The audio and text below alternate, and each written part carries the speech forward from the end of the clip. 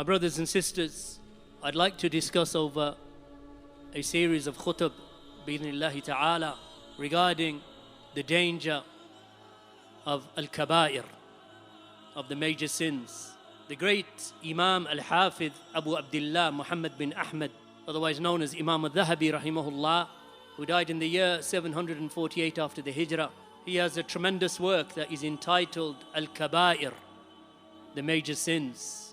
And in this work, he mentions a whole body of sins that the Muslims are obligated to abandon and to keep away from. From the major of those sins and from the greatest of those sins, of course, is a shirk. Polytheism or paganism, idolatry, to associate partners with Allah subhanahu wa ta'ala is the greatest of all crimes.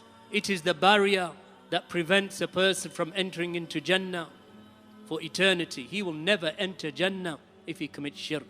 Nevertheless, I wish to mention one of those sins that he mentions as the fourth sin from the major sins, and that is the abandonment of the prayer. And the prayer, my brothers and sisters, as you know, is the second pillar after the Shahadatain, the pillar of Islam.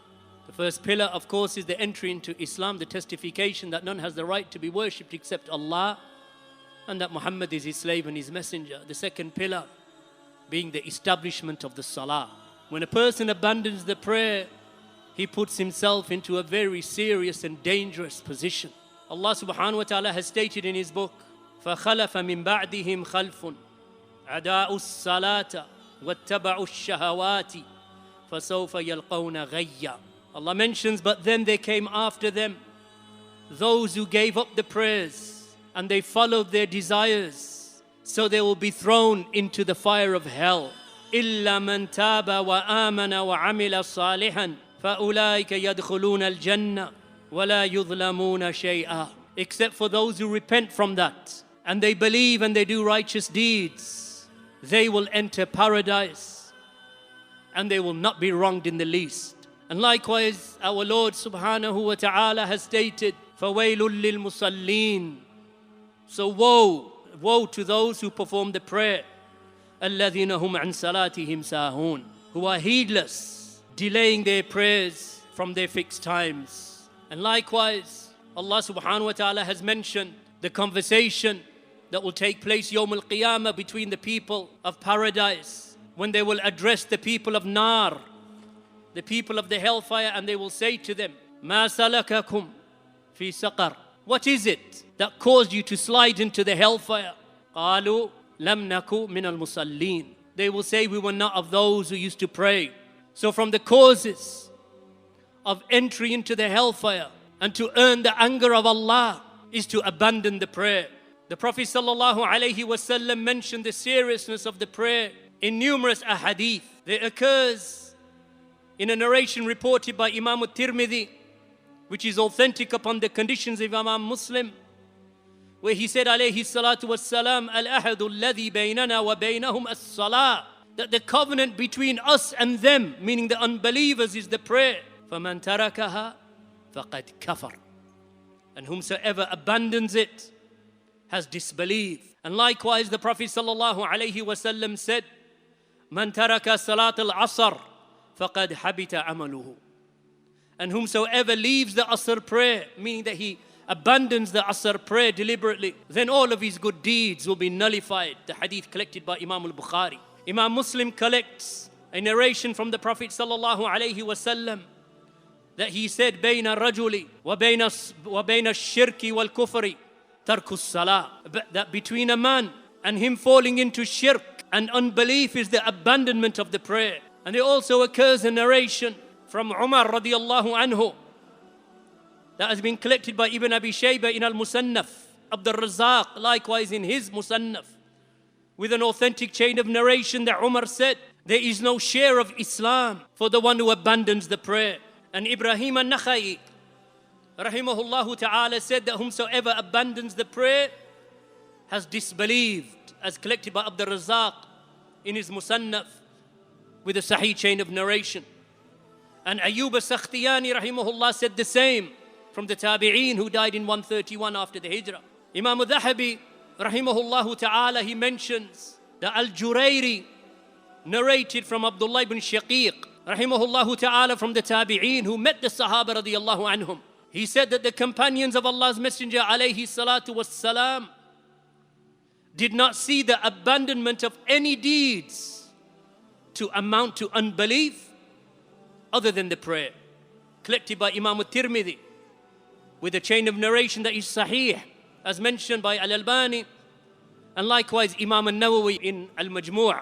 The point here being that the Sahaba radiyallahu anhum, that they did not consider the abandonment of any outward action to be kufr, except for the one who abandoned the salah. The salah, my brothers and sisters, is not to be taken lightly. The delaying of it and being lazy concerning it is a cause of destruction. So mind your prayers and preserve the prayers and maintain the prayers. Do not abandon them. By abandoning them, you are putting yourself on the edge of the pit of the hellfire. This is the sila after the shahadatain.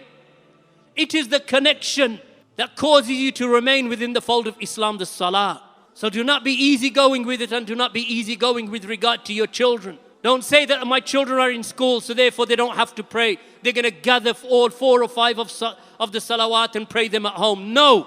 Even if your children are in school, they are not to abandon the salah.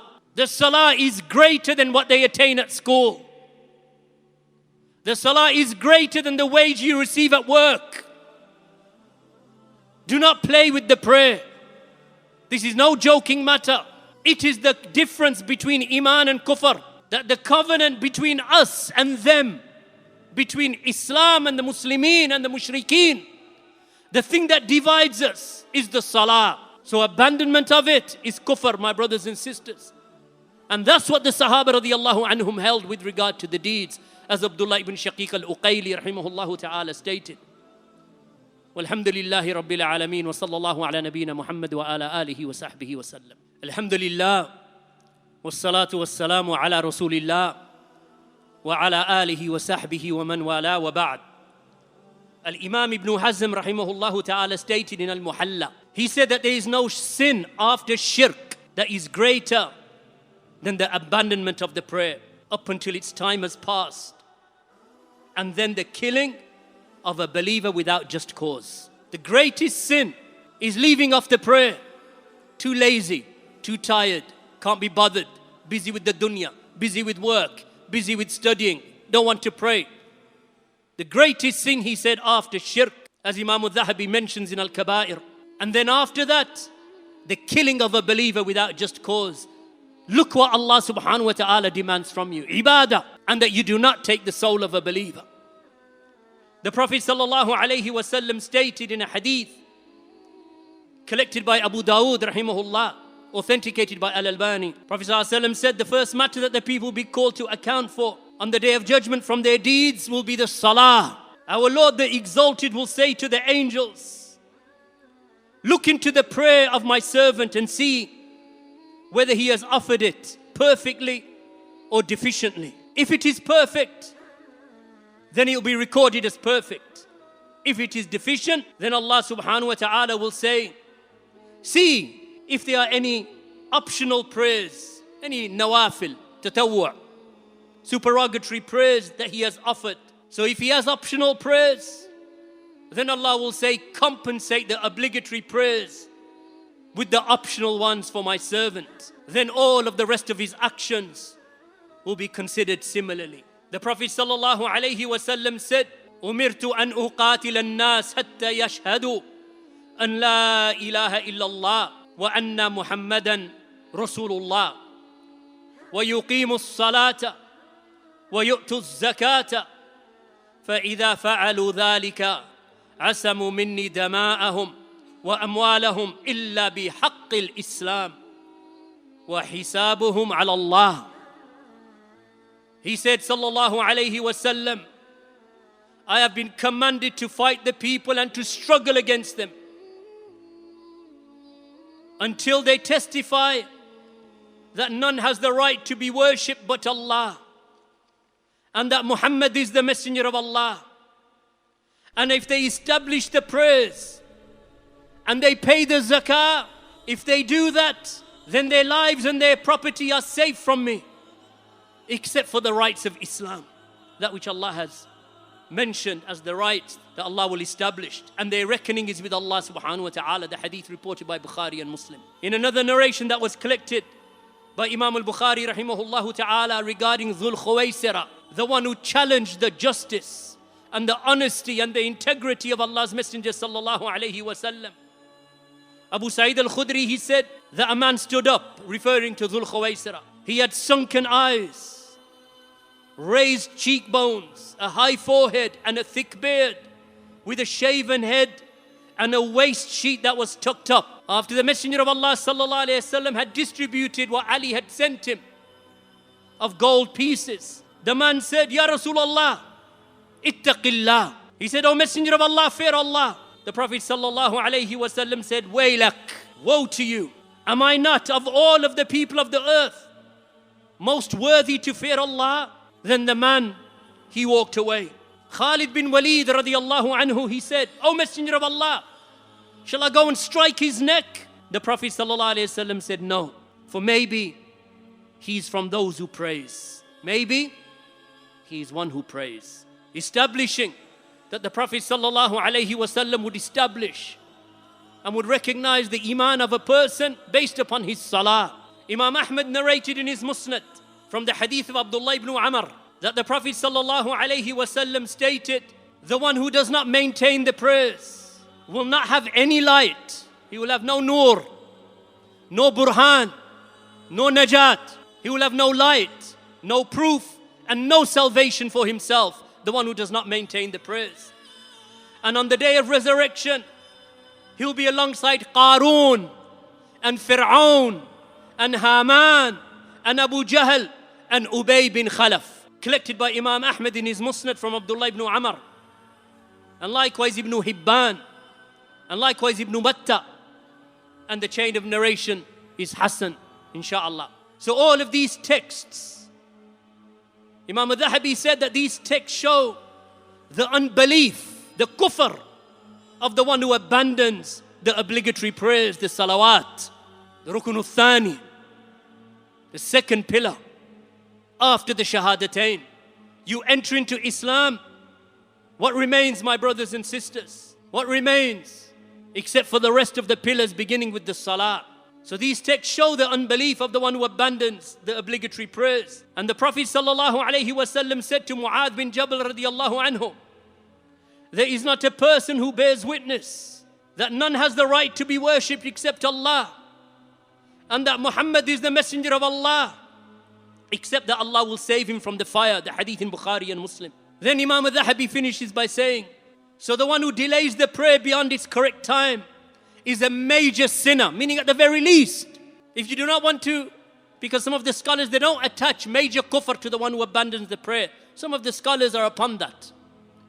Yet a group of the scholars, from that which we have narrated from Abdullah ibn Shaqiq al-Uqayli rahimahullah from the Tabi'een, Ibrahim al-Nakhai, likewise Imam Ahmad ibn Hanbal, and others from the Salaf of this ummah. Likewise the hadith of the Prophet sallallahu alayhi wasallam clearly stating that whomsoever abandons the prayer has committed kufr. And that the Sahaba radiyallahu anhum used to consider the action which is abandoned, none of them to be kufr except for the one who abandons the prayer. So at the very least, my brothers and sisters, we should consider it as from the severest of sins, the abandonment of the prayer. Do not take it lightly with your children. The prayer is obligatory upon anyone who has reached the age of puberty, male or female.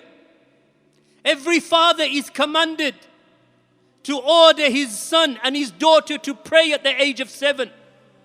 Meaning train them at the age of 7 and command them. It becomes an individual obligation upon a person when he reaches the age of puberty. Imam al-Dhahabi said, so the one who delays the prayer beyond its correct time is a major sinner. And the one who leaves off praying and leaves off praying, even one prayer, is like the one who has fornicated and stolen. That is because leaving the prayers or delaying them beyond their correct times is a major sin. And the one who does that on many occasions, meaning that it becomes a habit for him, then he is from the major sinners up until he repents.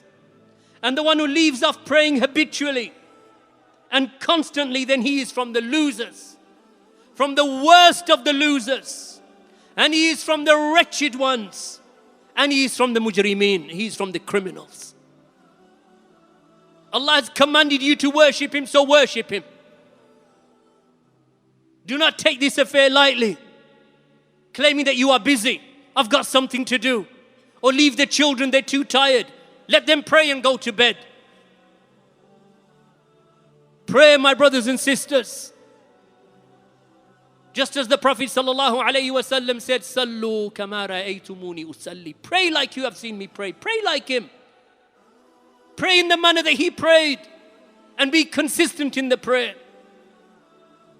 May Allah subhanahu wa ta'ala make us from those who establish the prayer perfectly and regularly up until we meet Him. Walhamdulillahi rabbil alameen wa sallallahu ala nabiyyina Muhammad wa ala alihi wa sahbihi wa sallam.